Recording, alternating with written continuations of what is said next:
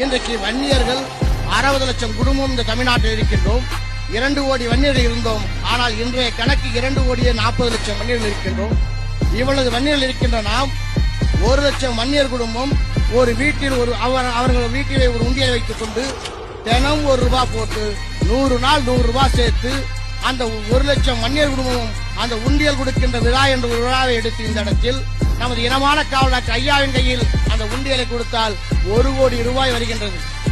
அப்படி வருகின்ற 1 கோடி பணத்தை வைத்துக் கொண்டு இந்த பல்கலைக்கழகத்தில் இந்த சமுதாயத்தைச் சேர்ந்த மாணவர்களுக்கு இலவசமாக கல்வி சொல்லித் தர முடியும், இலவசமாக தங்குமிடம் கொடுக்க முடியும், இலவசமாக உணவும் கொடுக்க முடியும், இங்கு சொல்லிக் கொடுக்கின்ற ஆசிரியர்களுக்கு சம்பளமும் கொடுக்க முடியும். ஆக ₹1 என்று நாம் சேர்ப்பது சாதாரண விஷயம். ஏனென்றால் தினசரி ஒரு விவசாய கூலி ₹100 வேலை செய்தால் கூட ₹1 போடலாம்.